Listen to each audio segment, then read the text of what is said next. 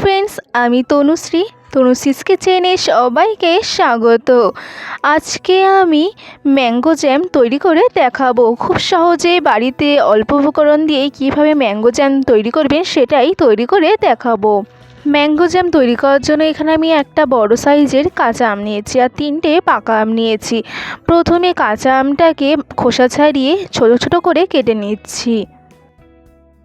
আমটা ছোট ছোট করে কেটে নিচ্ছি। আটি থেকে আমটা ভালোভাবে নিয়ে নিচ্ছি। খুব ছোট ছোট করে আমটা কেটে নিয়েছি। এবার আমটা এটা বলে তুলে নিয়েছি। এবার একইভাবে পাকা আমগুলো কেটে নিচ্ছি। প্রথমে খোসা ছাড়িয়ে নিচ্ছি, তারপরে আমগুলো ছোট ছোট করে কেটে নেব। আমের খোসা ছাড়ানো হয়ে গেছে। এবার আমগুলো ছোট ছোট করে কেটে নিচ্ছি।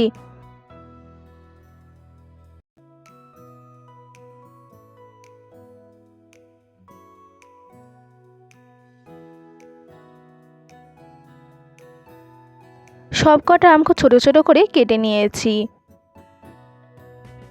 একটা মিক্সির বড় বাটি নিয়েছি। বাটির মধ্যে আমগুলো দিয়ে দিয়েছি, দিয়ে পেস্ট করে নিচ্ছি। দেখতে পাচ্ছেন আমটা খুব ভালোভাবে পেস্ট করে নিয়েছি বা বোলের মধ্যে ঢেলে দিচ্ছি। ইন্ডাকশানে কড়াই বসিয়ে দিয়েছি। কড়াইতে এবার আমের পাল্পটা দিয়ে দিচ্ছি। হাফ কাপের চেয়ে একটু কম পরিমাণেই চিনি দিয়ে দিচ্ছি। আপনাদের কম বেশি চিনি লাগতে পারে, আমের মিষ্টির উপর নির্ভর করছে সেটা। এবার সব কিছু খুব ভালোভাবে মিশিয়ে নিচ্ছি। অনবরত নাড়াচাড়া করব, না হলে তলা লেগে যাবে। আর মেশাতে মেশাতে দেখতেই পারবেন কালারটা চেঞ্জ হয়ে যাচ্ছে আর ঘন হয়ে যাবে।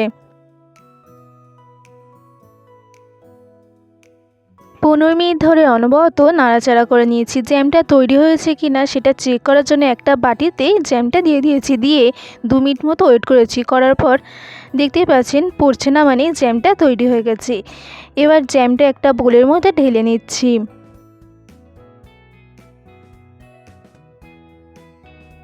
ম্যাঙ্গো জ্যামটা এবার একটা পাউরুটিতে স্প্রেড করে দেখাচ্ছি।